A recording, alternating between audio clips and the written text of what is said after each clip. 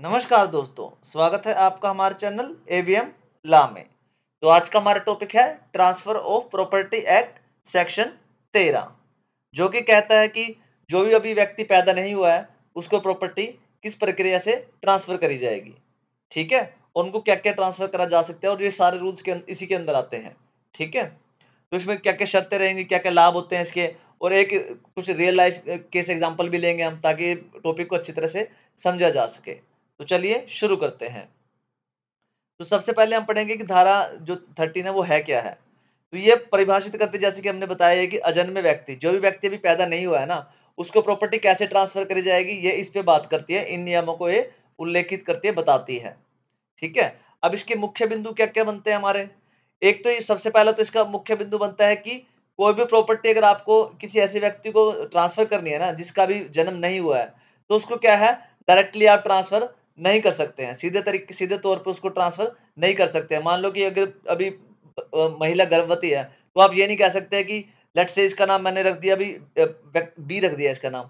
ठीक है, ये राहुल रख दिया, राम रख दिया, कुछ भी रख दिया कि राम के नाम पे प्रॉपर्टी हो गया। आप सीधे तौर पे उसको अभी ट्रांसफर नहीं कर सकते हैं। और जो लेट्स से तो पेट में है बच्चा, अगर बच्चा मतलब अभी प्लानिंग कर रहे हैं बच्चे की, अगर कुछ ऐसा है भी नहीं है कि बच्चा होएगा या नहीं होएगा, और उसका कोई भी नाम अपनी तरफ से हाइपोथेटिकली रख के ना, आप ये नहीं कह सकते कि अब जो भी मेरी प्रॉपर्टी है ये इसके नाम हो जाएगी।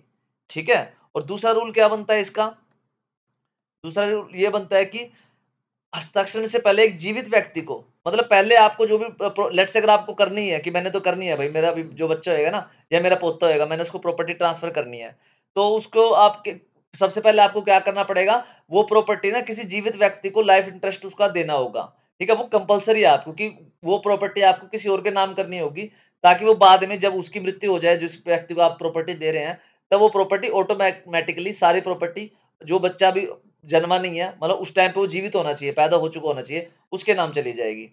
ठीक है, तीसरा रूल क्या कहते हैं इसमें कि अजन्मे व्यक्ति को पूर्ण स्वामित्व देना होगा। मतलब जो व्यक्ति अभी पैदा नहीं हुआ है, जिसके आप सोच रहे हो कि इसको मैं अपनी प्रॉपर्टी दूंगा, तो आप उसको पूर्ण स्वामित्व दोगे। मतलब एब्सोल्यूट इंटरेस्ट देना होगा आप उसको। ये नहीं कह सकते कि अब मैं इसको प्रॉपर्टी दे रहा हूँ, आप उसको मतलब आगे नहीं बेच पाओगे या आगे किसी को ट्रांसफर नहीं कर पाओगे। आप जिस भी व्यक्ति के, जो भी बच्चा भी पैदा नहीं हुआ है ना, जो भी व्यक्ति भी पैदा नहीं हुआ है, उसको आप पूर्ण रूप से आपको क्या करना पड़ेगा, उसका स्वामित्व देना पड़ेगा। उसको आंशिक और सीमित स्वामित्व आप नहीं दे सकते हैं कि लिमिटेड सा इंटरेस्ट दे दिया कि आप इतना कर सकते हो इस प्रॉपर्टी में।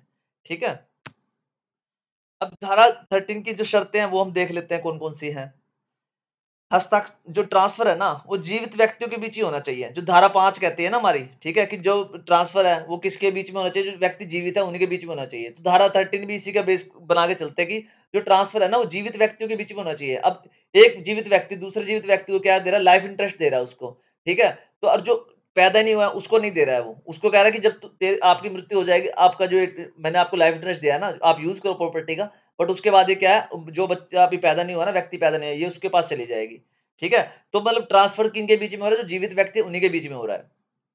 उसके बाद शर्त 2 क्या कहती है, अजन्मे व्यक्ति के लिए ट्रांसफर से पहले एक लाइफ इंटरेस्ट बनाना होगा। ठीक है, मतलब बच्चा तो पैदा हुआ नहीं है अभी, तो उसको अभी डायरेक्ट ट्रांसफर नहीं कर सकते आप। किसी ऐसे इंसान को आपको प्रॉपर्टी देनी होगी जो उसकी क्या कर सके, रख-रखाव कर सके, उसकी रखवाली कर सके, उसको उसका यूज भी करना चाहे तो कर सकता है। बट उसका क्या है कि उसकी मृत्यु के बाद जो बच्चा भी अब पैदा हो चुका होगा, अब वो प्रॉपर्टी क्या होगी, उसके पास चली जाएगी। ठीक है, तो सबसे पहले वो लाइफ इंटरेस्ट बनाना होगा, क्योंकि डायरेक्ट तो ट्रांसफर नहीं कर सकते हैं ना इसमें भी। शर्त 3 क्या कहती है इसमें, अजन्मे व्यक्ति को, जो व्यक्ति पैदा नहीं हुआ ना, जब आप उसको प्रॉपर्टी ट्रांसफर करने के लिए आप ये डीड बना, जो ट्रांसफर का जो भी बनवा रहे हो ना, डॉक्यूमेंट्स बना रहे हो, ठीक है, तो उसको बाद में आपने एब्सोल्यूट इंटरेस्ट देना होगा। ठीक है, मतलब पूर्ण हित देना होगा, एब्सोल्यूट ट्रांसफर करना होगा उसको, कि सारे उसको हित मिलेंगे, उसको वहां पे इंटरेस्ट मिलेंगे। मान लो उसको प्रॉपर्टी ट्रांसफर करनी है, बच्चे को बाद में जाके कुछ भी करना है, उसको पूर्ण स्वामित्व देना होगा, भी पूर्ण पूर्ण तरीके से आप इसके मालिक हो अब। ठीक है, लिमिटेड से उसको क्या है, वो नहीं दे सकते कि आप इतना कुछ कर सकते हो, किसी पे स्कूल बनवा लेना, आप ऐसे जबरदस्ती आप कुछ को कंडीशन नहीं लगा सकते उस बच्चे पे। ठीक है, अब शर्त 4 क्या कहती है, अजन्मा व्यक्ति हस्तांतरण के समान अस्तित्व में नहीं होना चाहिए। बड़ी सिंपल सी कंडीशन है ये भी। ठीक है, कि जब भी आप वो ट्रांसफर कर रहे हो ना, ये नहीं है कि बच्चा पैदा हो गया है, ठीक है, और आप ये कह रहे हो कि फ्यूचर में जाके इसको इंटरेस्ट मिल जाएगा। अगर पैदा ही हो गया फिर तो डायरेक्ट ट्रांसफर हो सकता है ना। तो वो क्या है, अस्तित्व में नहीं होना चाहिए बच्चा, तब जाके आपका प्रॉपर्टी है वो जो ट्रांसफर हो पाएगा। ठीक है, लेकिन जो लाइफ इंटरेस्ट है, ठीक है, जिसको धारक को आप अपने जो प्रॉपर्टी है उसको दे रहे हो, ठीक है, उसकी मृत्यु से पहले वो अस्तित्व में आ जाना चाहिए। समझ रहे हो बात को? जैसे कि अभी मैं कह रहा हूँ कि मैं ये प्रॉपर्टी अपने पोते के नाम पे ट्रांसफर कर रहा हूँ, तो मेरे पोते का अभी तो जन्म नहीं होना चाहिए, ठीक है? वो अस्तित्व में नहीं होना चाहिए। लेकिन जब वो जिसको मैंने धारक को लाइफ इंटरेस्ट दे रहा हूँ ना, मैं अपना प्रॉपर्टी का, भी आगे जाके तो उसको दे देना मेरे पोते को। तो जब उसकी मृत्यु हो जाएगी ना, तब जाके वो, जब उसकी मृत्यु हो रही हो तो वो बच्चा अस्तित्व में होना चाहिए। ये नहीं कि बच्चा अभी भी नहीं पैदा हुआ है। मान लो आज मैंने किसी लाइफ इंटरेस्ट को प्रॉपर्टी दे दी अपनी, ठीक है? कि मेरे पोते को दे देना है, और मान लो साल बाद वो बच्चा, वो जो इंसान है, वो उसकी मृत्यु हो जाती है, ठीक है? और मेरा जो पोता है वो पैदा ही नहीं हुआ है, तो वो अस्तित्व में होना चाहिए। अदरवाइज ये क्या है, कंडीशन यहाँ पे धारा 13 यहाँ पे लागू नहीं हो पाएगी। तो ये इसकी शर्तें हैं सारी। अब धारा जो 13 है उसका कार्यान्वयन कैसे होता है, ठीक है? इसकी प्रक्रिया कैसे रहती है, भाई मतलब कैसे-कैसे ट्रांसफर हो, कैसे नहीं होगा। तो संपत्ति का जो मालिक है, ट्रांसफरर है जोन सा, ठीक है? वो क्या कहेगा, एक जीवित व्यक्ति को क्या करेगा, लाइफ इंटरेस्ट देगा, ठीक है? उसको कहेगा, धारक बना देगा कि आप इस प्रॉपर्टी का यूज़ करो, जो भी करना है करो, ठीक है? तो जो इंटरेस्ट है, जो धारक है, संपत्ति का उपयोग करता है, लेकिन पूर्ण स्वामित्व नहीं रखता।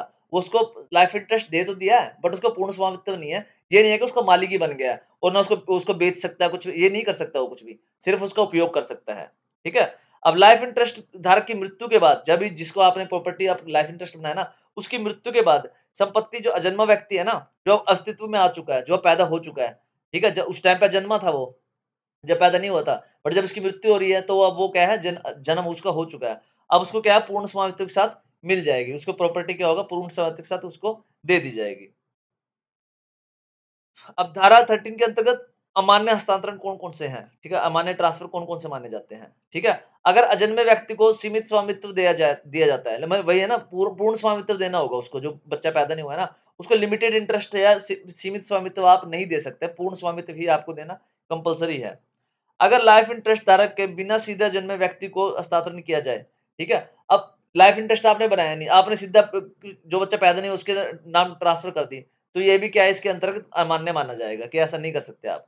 अगर हस्तांतरण से एक से अधिक पीढ़ियों के लिए संपत्ति को उपयोग करने में प्रतिबंधित करता है। अगर ये ट्रांसफर, मान लो मैंने अपने पोते को दी, फिर पोते के बच्चे होंगे, फिर बच्चे के बच्चे होंगे। अगर ये कोई भी ट्रांसफर इस टाइप के, जो ट्रांसफर मतलब जो पीढ़ी से पीढ़ी चलता है ना संपत्ति, उसके उपयोग को प्रतिबंधित करती है ना, कि आप, मेरा पोता तो यूज कर लेगा, उसके बाद यूज नहीं करेगा, मैं ऐसी कंडीशन लगा दूं, ठीक है? तो ये इसको क्या करता है, बचाता है, ये जो धारा 13 है, ठीक है? मतलब संपत्ति हमारी क्या है, पीढ़ी दर पीढ़ी फिर आगे ट्रांसफर की जा सकती है।